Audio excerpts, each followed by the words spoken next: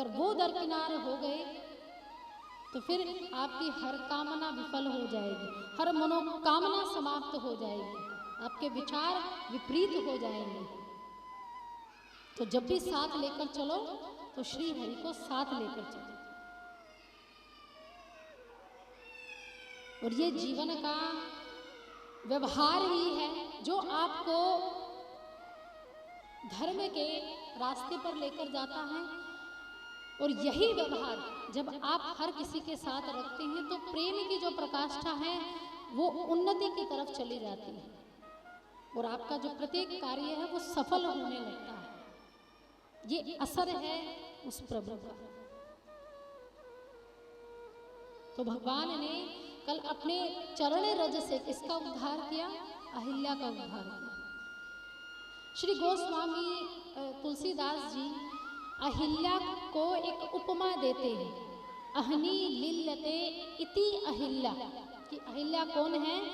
अहनी लील्यते इति अहिल्या, मतलब जो दिन के प्रकाश में भी दिखाई ना दे वो अहिल्या है।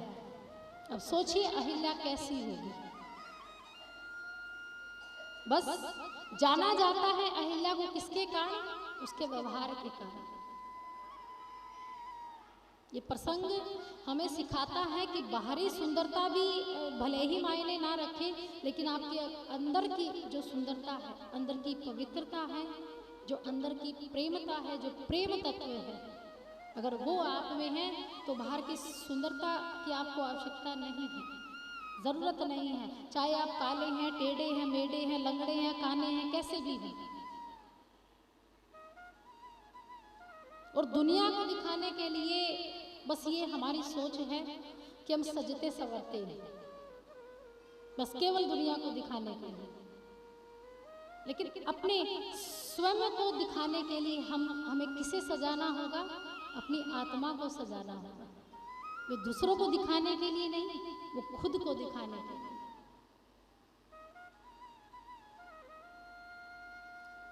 कल विश्वामित्र जी राम लक्ष्मण को लेकर आगे बढ़े। ताड़का का उद्धार भगवान श्री राम ने किया, सुबाहु का किया। अब विश्वामित्र जी ने यज्ञ किया तो भगवान ने यज्ञ की रक्षा भी की। और उधर जनकपुरी में मिथिला नगरी से राजा जनक ने निमंत्रण भेजा है। संपूर्ण विश्व के जितने भी राजा महाराजा थे, एक महान बड़े यज्ञ का अनुष्ठान का आयोजन राजा जनक ने किया और साथ साथ मां सीता के स्वयंवर का भी आयोजन किया।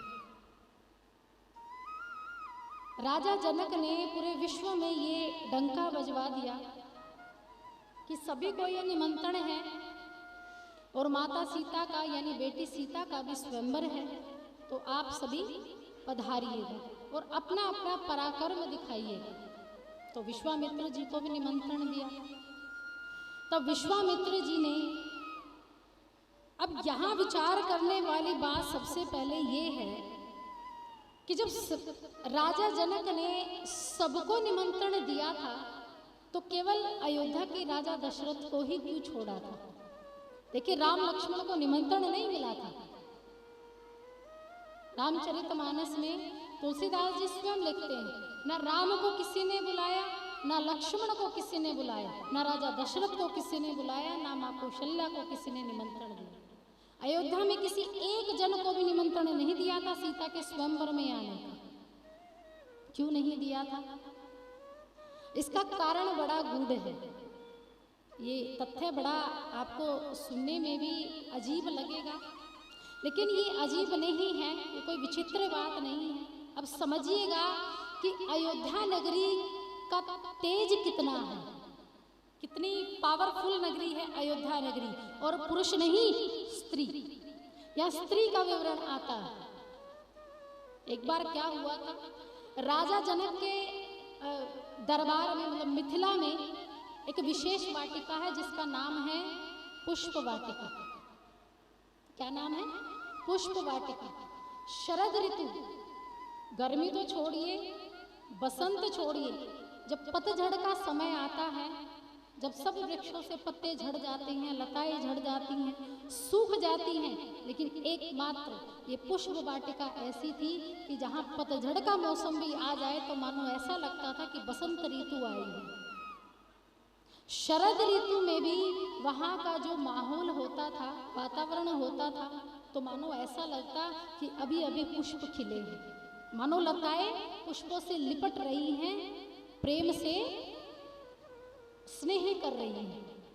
ये विशेष उस पुष्प वाटिका का विवरण दिया गया है श्री तुलसीदास जी महाराज ने कि ऐसी पुष्प वाटिका के राजा जनक एक बार संगीत चल रहा था, उसी बगीचे में बैठे थे। संगीत के साथ राजा जनक इतने मंत्रमुग्ध हो गए कि उनको द्वार पर एक साधु की आवाज सुनाई नहीं दी। अब साधु द्वार पर बगीचे के बाहर खड़े चिल्ला रहे थे कि कोई भोजन दे दे, मैं बड़े दिनों से भूखा हूँ, कोई भोजन करवा दो। लेकिन राजा जनक इतने मंत्रमुग्ध हो गए कि उनको वो संत की आवाज सुनाई नहीं दी। संगीत में खूब नाचे झूमे, खूब बड़े आनंद से प्रेम विभोर होते रहे। तो उसी समय जब साधु ने उनसे भिक्षा मांगी, भोजन मांगा, राजा जनक ने कोई उत्तर नहीं दिया, तो उसी साधु ने राजा जनक के पुष्प वाटिका को श्राप दिया कि जो बगीचा तुम्हें इतना प्रिय है, जिस बगीचे के मोह में रहकर तुमने मुझे भोजन तक नहीं दिया, दान तक नहीं दिया, मैं श्राप देता हूँ इस बगीचे को कि वो अभी सूख जाए, पक्षी विहीन हो जाए, फल विहीन हो जाए, पुष्प विहीन हो जाए। पुष्प वाटिका जिसमें भांति भांति के पुष्प हो, जिसमें भांति भांति के फल हो।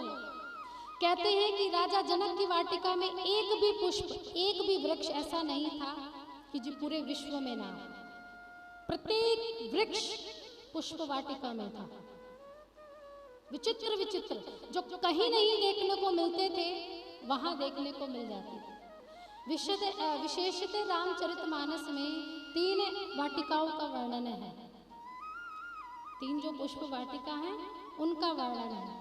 पहली है राजा जनक की, जो है पुष्प वाटिका, जो योग की साधना को प्रकट करती है। किसकी साधना को? योग। और दूसरी है रावण की, कौन सी? अशोक वाटिका।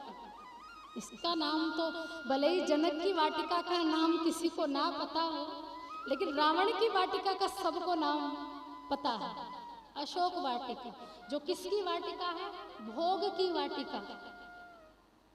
इस शब्द से अर्थ आप समझ गए होंगे। भोग की वाटिका, जो भोग विलास में रत रहे, वो रावण की वाटिका है। और तीसरी वाटिका है किष्किंधा की वाटिका, जहाँ भगवान सुग्रीव से मिलन करते हैं, राम हनुमान से मिलन करते हैं, जिसका नाम है उपवन वाटिका। और ये है उपयोग की वाटिका, नाम है उपवन वाटिका। और किस साधना की ओर अग्रसर करती है? उपयोग की वाटिका। जो तीसरी वाटिका है उपयोग की वाटिका। ये 3 वाटिकाओं का वर्णन श्री तुलसीदास जी महाराज रामचरितमानस में विशेष रूप से करते हैं। अब संत ने राजा जनक की पुष्प वाटिका को श्राप दिया कि जिस बसंत ऋतु के, शरद ऋतु के समय भी बसंत ऋतु बहती है, उस वाटिका को मैं श्राप देता हूँ कि अभी सूख जाए। अब राजा जनक गिर गए चरणों में कि महाराज क्षमा कर दिए। दौड़े दौड़े आए, पूछा कि क्या हुआ? बोले संत ने भोजन मांगा था, आपने सुना नहीं। बोले महाराज मुझे क्षमा कर दीजिए, मैं गायन में इतना प्रभावित हो गया था कि मुझे पता नहीं चला। आप मेरी वाटिका को पहले जैसा ही कर दीजिए, मेरे बगीचे में वही पुष्प खिला दीजिए। लेकिन संत ने कहा कि अब तो श्राप दे दिया, अब ये अनुचित है, हो ही नहीं सकता। तो बोले प्रभु कुछ तो उपाय होगा। बोले है। आपकी नगरी में कोई एक ऐसी पतिव्रता नारी, अब ये नियम सुनिएगा, नियम क्या दिया है संत ने कि आपके नगर में कोई पतिव्रता नारी हो और वो क्या करे कि आपके बगीचे में जो कुआं है, कच्चा सूत ले, कच्चा सूत जो कभी टिक नहीं पाएगा और कच्चा ही घड़ा हो, मिट्टी का कच्चा घड़ा हो, उस कच्चे घड़े से उस कच्चे घड़े को कच्चे सूत से बांध दे और कुएं से पानी भी निकालना है और फिर उसी से उस बगीचे को बूंद बूंद सींचना है, तब तो ये हरा भरा हो सकता है। अब जनक जी ने सोचा ये तो साधारण सी बात है, अब पतिव्रता नारी तो मिल जाएगी और केवल उस सूत को पक्का कौन कर सकती थी? केवल पतिव्रता नारी। अब राजा जनक गए अपनी पत्नी के पास। अब पत्नी को कहा कि तुम पतिव्रता हो? बोली हाँ, पूरी पतिव्रता हूँ, बड़ी सेवा करती हूँ आपकी। यहाँ देखिए विश्वास की कमी है, यहाँ जागृत होता है एक विश्वास। तो बोले तुम्हें एक काम करना है। बोले क्या? बोले कच्चे सूत से घड़े को बांधना है और फिर कुएं से पानी निकालना है और बगीचे को सींचना है। अब जैसे ही रानी ने सुना, वैसे वो पतिव्रता थी, कोई संदेह नहीं है कि राजा जनक की पत्नी पतिव्रता नहीं थी, पतिव्रता धर्म का पालन करती थी, लेकिन विश्वास की कमी थी। और उसी विश्वास के अभाव में जनक की पत्नी ने कहा कि महाराज ये तो बड़ा मुश्किल काम है, सूत भी कच्चा, मटका भी कच्चा और ऊपर खींचना तो यह असंभव है। अब राजा जनक ने कहा कि क्या तुम्हें अपने पतिव्रता धर्म पर संदेह है? बोली नहीं महाराज, वो क्या है? मुझे अपने पतिव्रता धर्म पर संदेह नहीं है, पति की सेवा पर संदेह नहीं है। अगर गलती से कहीं ऊक चूक हो गई और घड़े को मैं भर नहीं पाई तो ये जो मिथिला की नारियां हैं ना, ये मेरी हंसी करेगी।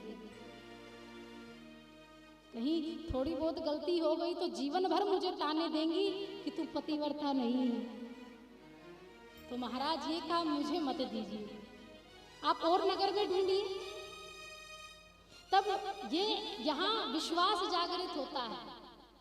मैंने पहले ही कहा है कि राजा जनक की पत्नी में अविश्वास था और इसी कारण से वो पतिव्रता धर्म से भी वंचित रह गई थी। पतिव्रता, उसमें कोई संशय नहीं है, लेकिन कमी थी तो केवल विश्वास की। बारी बारी से सभी मिथिला की नारियां आई, जनकपुरी की नारियां आई बारी बारी से, लेकिन सबने मना कर दिया, कहा महाराज हमसे नहीं होता। पूरे नगर में ये घोषणा करवा दी गई कि जो भी ये काम कर देगा, मेरे बगीचे को हरा भरा करेगा तो उसे उचित इनाम दिया जाएगा। ये बात पहुंची तो किसी ने एक नगर में ही कहा कि आप राजा दशरथ को एक पत्र लिखिए, क्योंकि वही एक ऐसा स्थान है, वही एक ऐसा नगर है जहाँ पर हर नारी पतिव्रता। तो राजा जनक ने सोचा कि चलो वहाँ भी देखते हैं, पत्र भेजकर। अब पत्र राजा दशरथ के घर भेजा कि हमारे यहाँ एक संत का श्राप लगा है, आपके यहाँ माँ, आप अपनी पत्नी कौशल्या को भेज दीजिए। राजा दशरथ की 3 रानियां थी, नाम लिया कौशल्या का कि आप अपनी कौशल्या पत्नी को भेज दीजिए ताकि वो कच्चे सूत से कच्चे घड़े को बांध दे और मेरे बगीचे को सींच दे। अब पत्र गया, राजा दशरथ ने कौशल्या को दे दिया। अब कौशल्या ने पत्र पढ़ा, राजा दशरथ को कहा कि राजन चलिए, मिथिला चलना है। ये उस समय से पहले की बात है जब भगवान श्री राम और लक्ष्मण जब तक नहीं गए थे, ये तब की बात है। ये पहले निमंत्रण है, लेकिन विवाह के समय कोई निमंत्रण नहीं था। अब जैसे ही गए तो कौशल्या ने कहा कि महाराज चलिए, निमंत्रण आया है तो बगीचों को हरा भरा भी करना है। अब तैयारियां करने लगी माँ कौशल्या। अब माँ कौशल्या को तो विश्वास था अपने पर कि मैं पतिव्रता धर्म पर डटी हूँ। अब जैसे ही रथ पर बैठी तो रास्ते में दासी मिल गई। कौन मिल गई? दासी। अब दासी ने कहा कि महारानी जी कहाँ जा रही हैं? वो दासी कौन थी? वो माता कौशल्या के महल में झाड़ू पोछा करती थी, बर्तन बर्तन मांजती थी, साफ सफाई करती थी वो दासी। अब वो दासी गई महारानी से पूछा कि महारानी जी आप कहाँ जा रही हैं? बोले कुछ नहीं, बस छोटा सा काम है वो निपटा कर अभी आती हूँ। अब दासिया का ये भक्ति भाव होता है, कहाँ देवी जी आप, महारानी आप बिल्कुल छोटे से काम के लिए इतनी दूर जाएंगी? अरे मुझे बता दो मैं करके आ जाती हूँ। बोली तू कर लेगी? बोली हाँ कर लूँगी। अब जैसे ही कौशल्या ने चिट्ठी दी तो उस दासी ने पढ़ा कि कोई पतिव्रता नारी हो जो कच्चे सूत से कच्चे घड़े को कुएं से पानी निकाले और फिर इस पूरे बगीचे को सींच दे तो ये हरा भरा हो जाएगा। वही पत्र किसने पढ़ा? दासी ने पढ़ा। तो दासी ने जैसे ही पढ़ा, कौशल्या ने पूछा कि क्या कर लोगी, विश्वास है? दासी ने कहा अरे महारानी ये कौन सा बड़ा काम है, तो बिल्कुल छोटा सा काम है, आप आराम कीजिए, मैं अभी गई और अभी आई। विश्वास देखिए, दृढ़ता देखिए। अब दासी चली है कहाँ? जनकपुर। दासी चली, वहां गई, द्वार पर गई, अंदर गई तो देखा राजा जनक इंतजार कर रहे थे। अब राजा जनक ने सोचा कि ये कौशल्या है, अंदर लेकर आए, बड़े आदर से कहा कि आपको ये करना है, पूरा वृतांत समझा दिया। अब दासी ने कहा कि मैं कर लूँगी। अब दासी ने क्या किया, कच्चे सूत जो होता है उसको 2-3 बार इकट्ठा कर देते हैं तो थोड़ी दृढ़ता आ जाती है, हल्की। तो उसने कच्चे सूत को 2-3 बार लपेट कर कच्चे घड़े पर गांठ बांध दी। लेकिन गांठ बांधते समय जो भी प्रार्थना की जाती है वो समर्थ होती है।